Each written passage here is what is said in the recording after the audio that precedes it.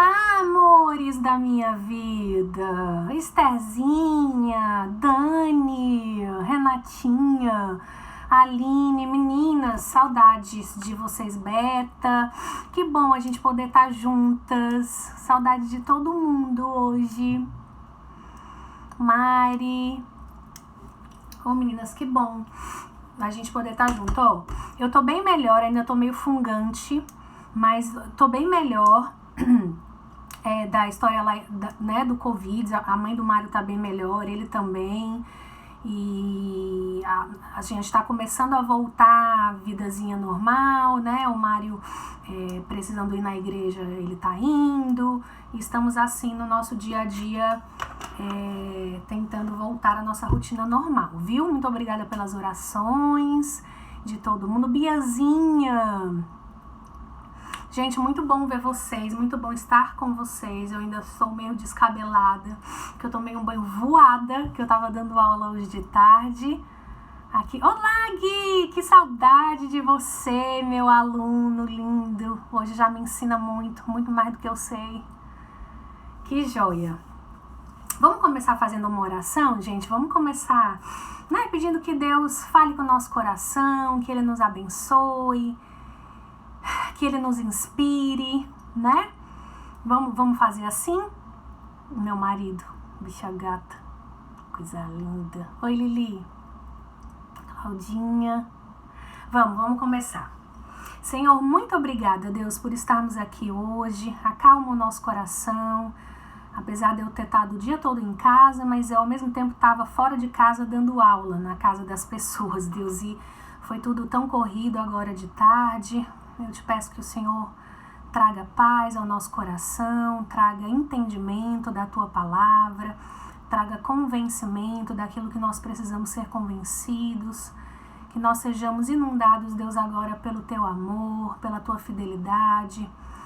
Consola, Senhor, aqueles que nesse momento estão de luto por alguém que faleceu. É um período tão difícil, Senhor, porque não só pelas pessoas que falecem, mas porque as pessoas falecem e a gente não pode ter contato, a gente não pode abraçar, ter velório, estar junto.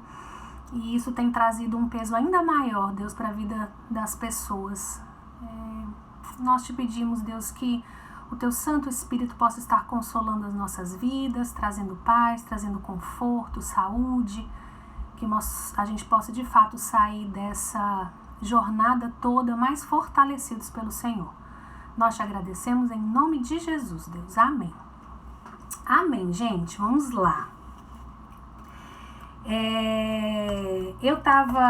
A gente tem falado sobre várias coisas, né, gente, aqui na live, sobre vários assuntos. Quem tá entrando pela primeira vez, a gente tá falando sobre o tema da live, né, são encontros com Jesus. Eu tô seguindo um livro, certo?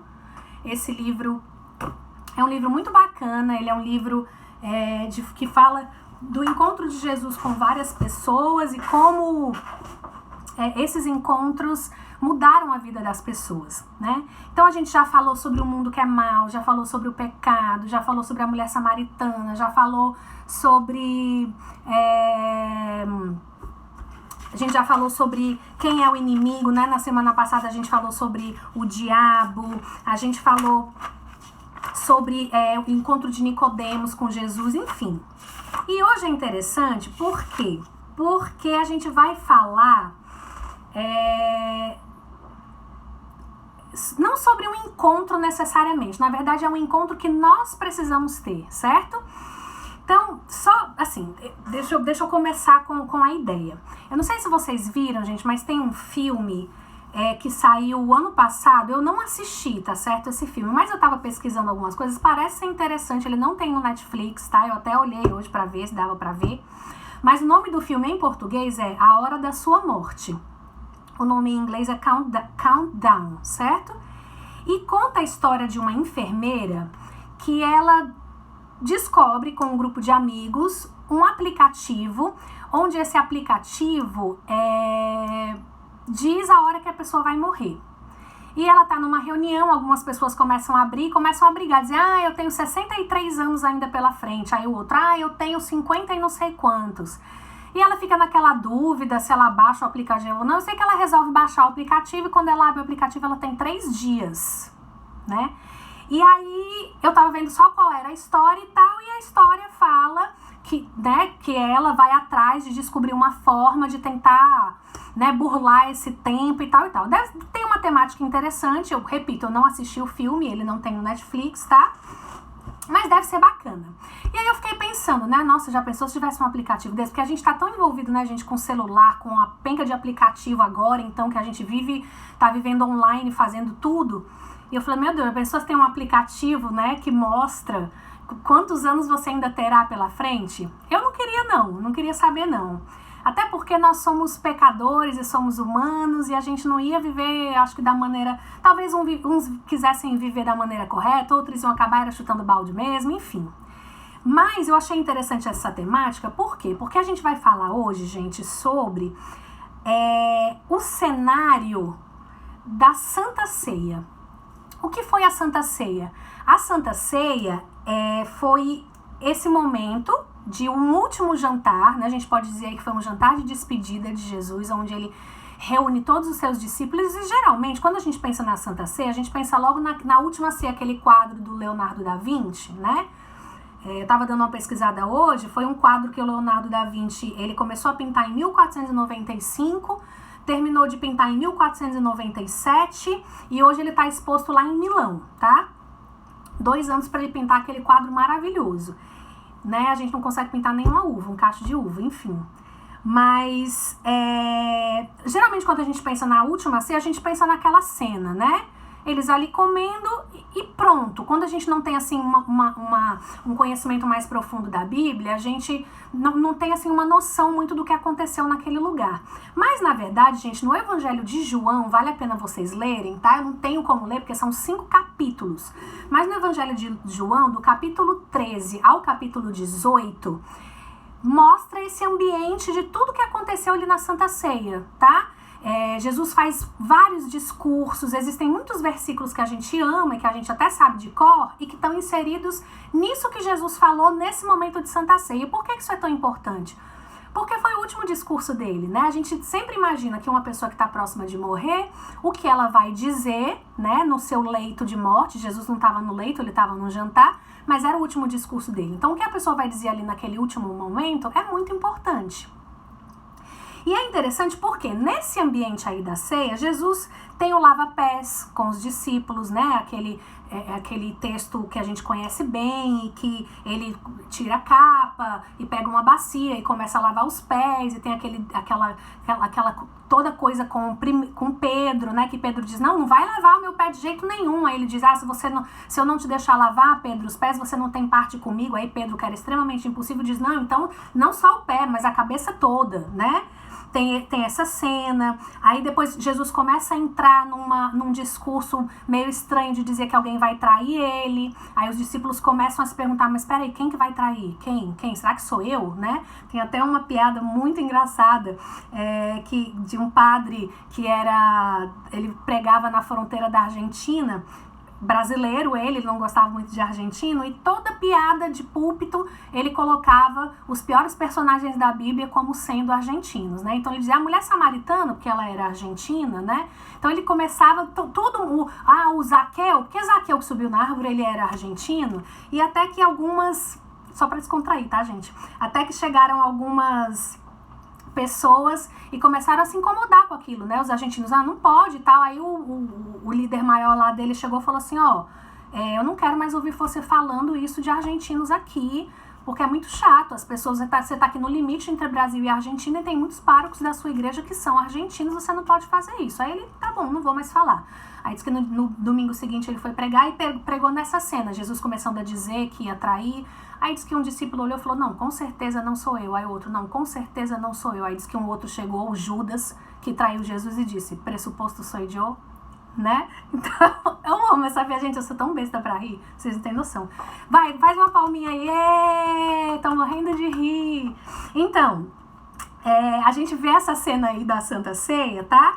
E foi nesse momento que isso aconteceu. Jesus diz mais uma vez que ia ter que morrer, que ia morrer e que ia ter que ressuscitar. Nesse momento aí que ele faz todo aquele discurso da videira dos ramos. Eu sou a videira, vocês são os ramos, aquele que está em mim tem que permanecer em mim. Se não permanecer em mim, vai ser tirado e queimado e não serve para nada.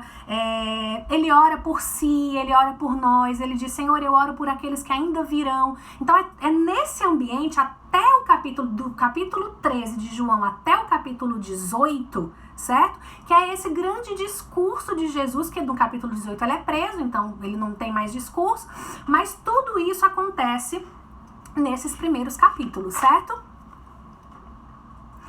Então, não vamos perder a amiga, né? Claramente. Então podem rir. Então, Claudinha, se tu tivesse aqui, tu tava morrendo de rir, que tu também é besta que só pra rir. Então, mas aí, gente, uma coisa que chama a atenção quando eu comecei a ler, certo?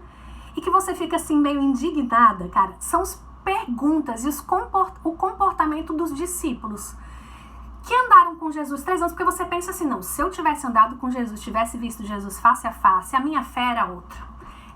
Era nada, gente. Olha só, os discípulos, Pedro tem esse discurso, não, me lava inteiro, não sei o quê, me lava, não, só o pé, não a cabeça, não sei o quê. Aí depois, quando eles começam a perguntar quem vai trair, eles começam a dizer, não, será que sou eu? Não, com certeza não sou, não sei o que, tarará. Aí o Tomé tem uma hora que Jesus diz assim, pra onde eu vou, vocês ainda não podem ir. Aí o Tomé diz assim, mas pra onde que você vai? Se a gente não sabe pra onde você vai, como é que a gente vai saber pra onde a gente tem que ir? Aí é quando Jesus responde, Tomé, eu sou o caminho, a verdade e a vida, mané, sabe? Aí depois o Felipe chega e diz assim, Jesus, eu vou para o Pai, vocês ainda não sabem onde é que está o Pai, não sei o que. Aí o Felipe diz assim, mostra-nos então o Pai. Aí Jesus, acho que ele respirou fundo, assim, revirou os olhos e disse assim, Felipe, vocês estão andando comigo esse tempo todo e vocês ainda não sabem quem é o Pai?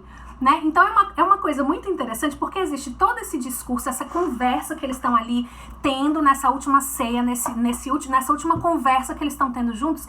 E, gente, eu imagino, quer dizer, Jesus não ficou desesperado, mas se fosse eu, tipo assim, eu vou morrer daqui a algumas horas, amanhã eu tô morto, e eu tô deixando aqui na terra esse grupo aqui, de 12, que eles é que estão encarregados de espalhar a minha palavra. Meu Deus! Tipo assim, eu ia pensar, acho que foi em vão esses 3 anos que eu passei discipulando esse macharal aqui, porque não tem condições de eu deixar a igreja na mão deles, né? Porque realmente ele assim, se vocês lerem, tem vários discursos assim e interrupções que eles fazem, que eu penso Jesus assim, falando, meu Deus, do que eu vou fazer, sabe? E é interessante isso, porque eu me lembrei também de, na época que a gente tinha o estúdio, né, eu e a André, a gente precisava às vezes fazer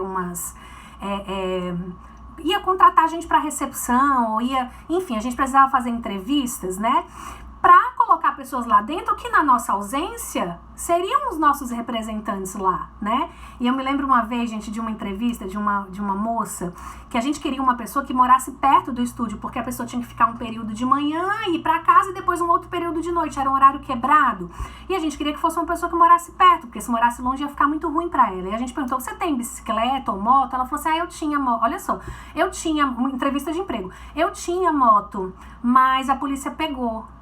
Aí eu lembro que eu olhei assim pro André, né? Eu falei, foi? Ela disse assim, foi porque eu saí pra uma festa um dia e bebi, aí na volta a polícia me pegou e prendeu a moto. Aí eu falei, e você já tentou ir atrás dessa moto? Já, mas é que eu tenho tanta multa que se eu for ter que pagar pra pegar a moto, dá o valor da moto, aí não dá certo não pra eu pegar. Vocês acreditam? E tipo assim, ia ser a pessoa, né, que na nossa ausência ia nos representar. Então, eu imagino que assim, foi mais ou menos a mesma coisa em Jesus. Ele olhou e falou assim, meu Deus, caraca, como assim? Eu vou embora, eu vou morrer e é esse povo que vai ficar aqui me representando? Mas, gente, um outro assunto que fica muito, muito claro nessa carta, né, nessa conversa toda, nesses capítulos todos do Evangelho de João, é que Jesus fala do Espírito Santo de Deus. Ele disse, é necessário que eu vá para que um outro Consolador venha e fique no meu lugar. E ele fala em vários momentos a respeito do Espírito Santo. Aí só que a gente tem uma dificuldade, né? Quando você fala no Antigo Testamento, você pensa logo em Deus, né? Nas ações de Deus. Aí quando você fala no Novo Testamento, você pensa em Jesus. Aí você fica, e o Espírito Santo? O que é? Como é? Que força é essa? Quem é essa pessoa? Né? Fica assim como se ele estivesse meio perdido assim na história. A gente, na verdade, gente, quando a gente... No Antigo Testamento, a gente vê Você sabe que Deus é trino, né? Deus, Pai, Filho e Espírito Santo. E a gente vê lá no Antigo Testamento algumas manifestações pontuais do Espírito Santo. Só que ele vinha, ele se apossava daquela pessoa, ele tomava aquela pessoa para um determinado propósito, uma profecia, o que fosse, e depois ele se retirava. Tá? Então a gente vê isso em Saul, a gente vê isso em Sansão, a gente vê isso em Samuel, em alguns momentos no Antigo Testamento, tá? E aí o que acontece é que lá em Atos, no capítulo 2, depois que Jesus é assunto aos céus, né, ele diz, eu preciso ir para que esse outro Consolador venha. Esse outro Consolador vem, em Atos 2, existe a descida do Espírito Santo. Quando então o Espírito Santo passa a habitar toda a carne, todos aqueles que confessam Jesus como seu Senhor e Salvador, o Espírito Santo passa a fazer parte da vida dessa pessoa, tá? Então, eu vejo muita gente às vezes dizendo assim, eu não vou pra igreja, eu não participo de igreja nenhuma. Você já viu Jesus fundar a igreja? Talvez esse não fosse o propósito de Jesus, mas do Espírito Santo, que era Jesus, que é Jesus e que é Deus, porque eles são uma pessoa só. Sim, a gente vai ver no Evangelho de Atos que em vários momentos o Espírito Santo direcionou, edificou a igreja, disse que deveriam estar juntos. Paulo estava indo para o canto, mandou ele para outro. Então assim, Jesus em si, na sua humanidade na terra, no período em que ele esteve aqui, ele não fundou a igreja não, mas é do Espírito Santo essa ideia de estarmos juntos, em congregação, fazendo parte de um povo. Eu não estou falando aqui de igreja instituição, paredes, tá certo? Eu estou falando no entendimento de que todos nós, cada um de nós, somos tijolinhos, né? Dessa construção espiritual chamada igreja. A gente vai ver, gente, e isso é muito importante porque a gente vai ver que a partir do que Jesus fez na cruz por nós, só por causa do que ele fez e porque nós fomos purificados, é que o Espírito Santo passou a poder habitar em nós. Porque nós somos pecadores, né? E nós servimos a um Deus santo, santo, santo. Então, nós não tínhamos condições de que esse Espírito Santo nos habitasse, mas ele só pode nos habitar a partir do momento em que eu aceito a justificação de Jesus na cruz pela minha vida, entendem? Aí o Espírito Santo passa a habitar dentro de mim. E é interessante, lá em 1 Coríntios, eu já deixei os textos aqui mais ou menos abertos, gente. 1 Coríntios 13:16, olha o que a Bíblia nos fala. Ai, meu Deus, será que eu não vou conseguir abrir aqui? Peraí. Eu coloquei com aqueles... Aqui, ó. 1 Coríntios 13:16, 1 Coríntios 3:16, tá? É o primeiro entendimento que a gente precisa ter. Vocês não sabem que são santuário de Deus e que o Espírito de Deus habita em você? Esse é um primeiro ponto que eu queria trazer aqui a respeito do Espírito Santo, tá? Nós somos esse santuário. Aonde a planta dos meus pés pisam, aquele lugar é abençoado. Porque o Espírito Santo de Deus está em mim. Não é por mim, não é pelas minhas capacidades, não é porque eu brilho, não é porque eu sou linda, nada disso. É porque o Espírito Santo de Deus habita em mim. E eu tenho capacidade de, estando naquele lugar, fazer aquele lugar brilhar. E fazer aquele lugar ser abençoado. É por isso, gente, que eu discordo de pessoas que têm uma vida dentro da igreja e outra fora. Que acham que você pode fazer algumas coisas dentro da igreja, mas não pode fazer fora, né? Nós precisamos ter esse entendimento de que a nossa vida é uma só, de que o Espírito Santo de Deus habita em mim. O que eu faço dentro do quarto com o meu marido, né? Aquilo é abençoado por Deus, porque está na Bíblia que aquilo pode ser feito, né? Quando eu coloco uma roupa em casa para ir para a igreja, se aquela roupa tem um decote que eu talvez não usaria na igreja, mas usaria em qualquer outro lugar, eu tenho que ter um certo cuidado se de repente aquela roupa tá adequada, entendem? Porque aonde aonde eu vou, o Espírito Santo de Deus está comigo. Se no meu ambiente de trabalho eu tenho conversas aonde eu falo palavrão, aonde eu não sou luz, aonde saem palavras frívolas, né, da minha boca, mas dentro da igreja eu sou outra pessoa, então que Espírito Santo é esse que habita dentro de você, entende? Porque aonde você vai, seja na sua casa, no seu trabalho, em todo lugar, o Espírito Santo está lá, porque você é templo do Espírito Santo, certo?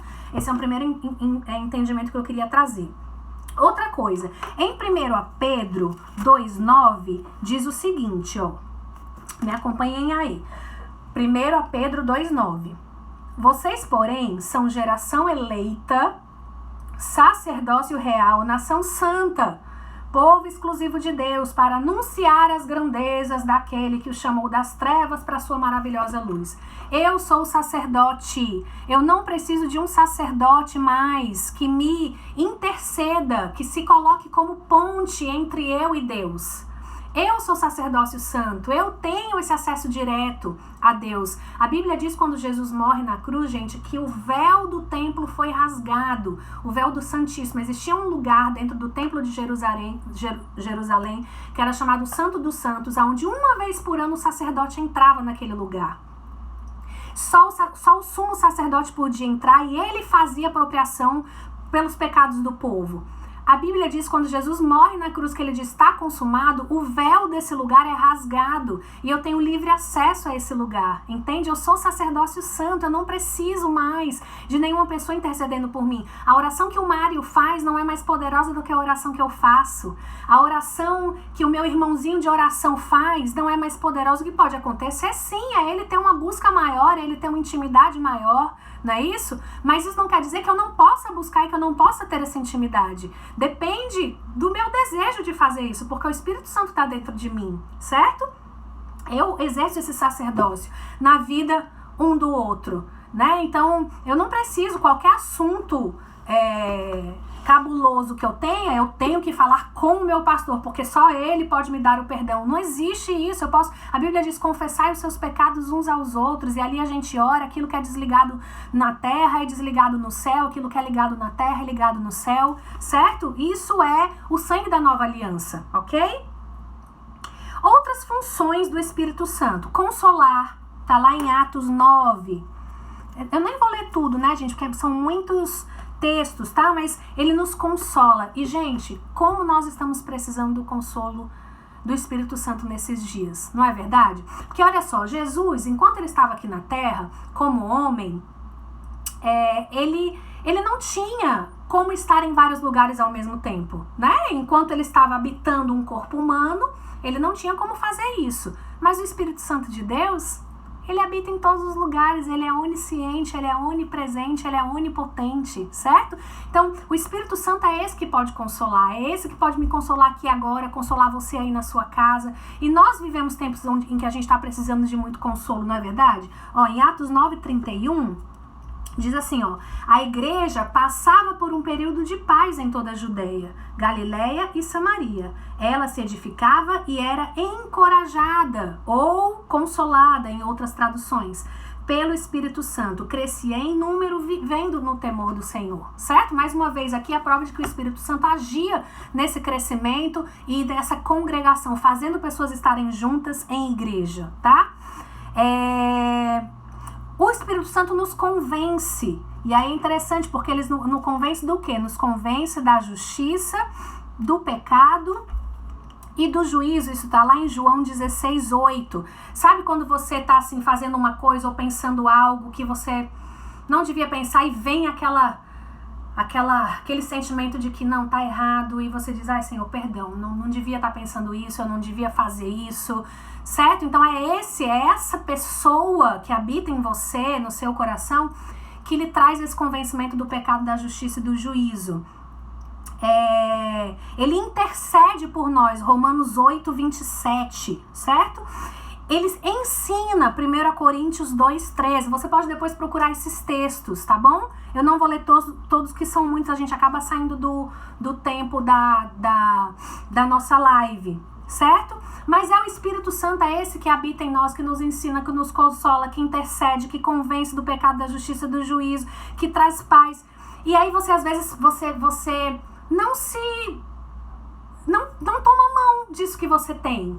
Gente, às vezes eu vejo, por exemplo, consultores, né, que dizem assim, olha, eu cobro R$2.000 para você me consultar, de forma, mas eu só respondo. Uma vez eu recebi um e-mail um dia desse, olha, eu sou um consultor de marketing e eu, na época do estúdio, as pessoas, né, querendo que a gente contratasse alguma coisa em relação a marketing. Eu sou consultor de marketing, eu cobro R$2.000 por mês. Toda vez que você quiser me consultar, você vai ter acesso a mim uma vez por semana e não sei o quê. Não tô dizendo aqui, gente, que a gente não precisa de consultoria. Claro, né, assim, empresas, a gente precisa muito aprender, tá? Mas eu tô aqui trazendo uma ilustração de que a gente tem esse consultor, que é o Espírito Santo de Deus, próximo de nós, morando conosco 24 horas de graça, e a gente não faz uso dele, porque, mais uma vez, a gente quer cometer o pecado original, que foi comer da árvore do conhecimento do bem e do mal. A gente faz isso até hoje, a gente quer, pelas nossas próprias forças, ter esse entendimento do que é bom, do que é correto, ou do que é errado e não é correto. A gente quer por nós mesmos, né? A gente não consulta. Então a gente faz por nós mesmos, porque não consulta e acaba quebrando a cara. Mas o Espírito Santo tá aí para ser esse nosso conselheiro. Mas eu acho lindo, gente, que no livro Encontros com Jesus, ele traz a imagem do Espírito Santo que mais me choca, que mais me emociona, certo? Que é o fato de mostrar Jesus como nosso advogado. E é interessante porque, ó, em João 14:16, diz assim, ó: eu pedirei ao Pai e ele dará a vocês outro advogado, ou outro conselheiro, vai depender da sua Bíblia, tá? Ou outro auxiliar. Tem várias palavras que são usadas nessa tradução. Quando no grego, tá, uma mesma palavra, ela é usada com várias possibilidades, é porque aquele significado é um significado muito amplo e muito completo, e é o significado do Espírito Santo, certo? Mas a gente poderia substituir por advogado de uma maneira bem interessante de entender. Por quê? A Nova Versão Internacional, a Bíblia Nova, né, NVI em inglês, traduz esse versículo como advogado. Eu mandarei a vocês um outro advogado, tá? Que a palavra em grego significa parakaleo, certo? Que é o defensor, o advogado no sentido legal mesmo da palavra, tá? A gente tá assistindo, gente, através do Apple Plus, certo? Um seriado, se vocês puderem, é muito, muito massa, chamado Defending Jacob, certo? Em defesa de Jacob, eu acho que é isso em português.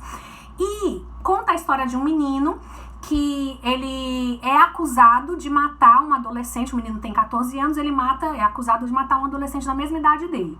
O pai dele era promotor da cidade, precisa se afastar, porque, enfim, quem está sendo acusado agora é ele contrata um outro advogado, uma outra advogada para estar junto com ele.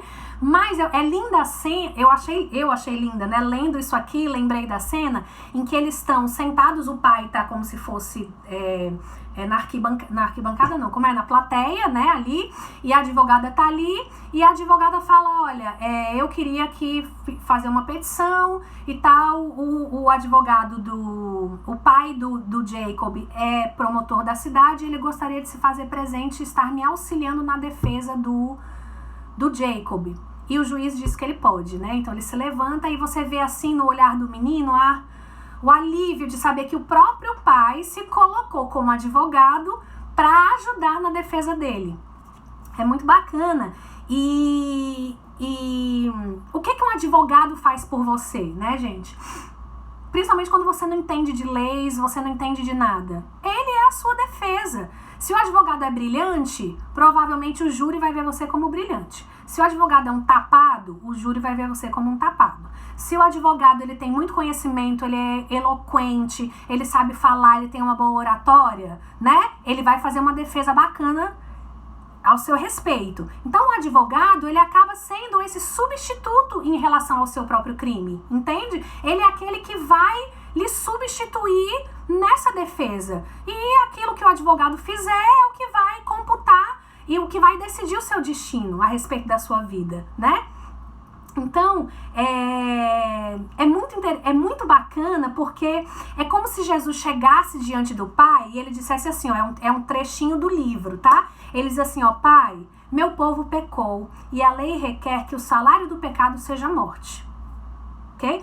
O que seria justo? Porque não é que Jesus, ele está nos defendendo, eu sou culpada e ele vai ser injusto e vai me dar livramento quando eu sou culpado. Não, isso seria injusto, né? E tem um outro filme, inclusive, que a gente assistiu até como Luta por Justiça, que a gente tava no cinema um tempo desse. Muito bom, esse filme é maravilhoso, gente. E conta a história de um negro que ficou preso, se eu não me engano, durante 18 anos e ele era inocente. E o advogado toma parte da causa dele, toda gratuitamente, consegue defendê-lo, vai até a última instância que pode e consegue comprovar que ele é inocente e ele é solto depois de 18 anos tendo sido preso, sendo uma pessoa inocente. Então, não é nem isso e nem é eu sou culpada e Deus, então, vai ser injusto e vai me declarar inocente eu sendo culpada. Não, não é isso, tá? O que, na verdade, acontece é que Jesus pagou por mim um pecado que era meu. Então, diante da lei, eu tô livre, de fato, entende? É como se Jesus dissesse, Pai, meu povo pecou e a lei requer que o salário do pecado seja a morte, né? A justiça é que fosse a morte. Acontece que eu paguei por esses pecados. Veja, eis aqui o meu sangue, a prova da minha morte. Paguei na cruz o preço total por esses pecados. Ora, alguém exigir 2 pagamentos pelo mesmo pecado seria injusto. Portanto, eu não peço misericórdia para eles, mas eu peço justiça.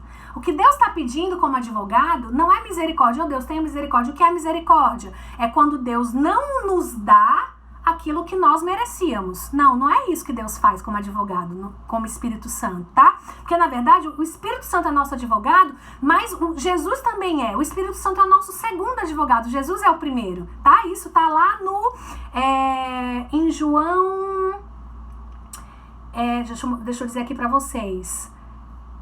Em 1 João 2:1 diz, se alguém pecar, temos um advogado, a mesma palavra, paráclito, junto ao Pai, Jesus Cristo justo, certo? Então aqui a gente vê que Jesus é o primeiro advogado e o Espírito Santo é esse segundo advogado que na verdade não estão pedindo diante de Deus misericórdia.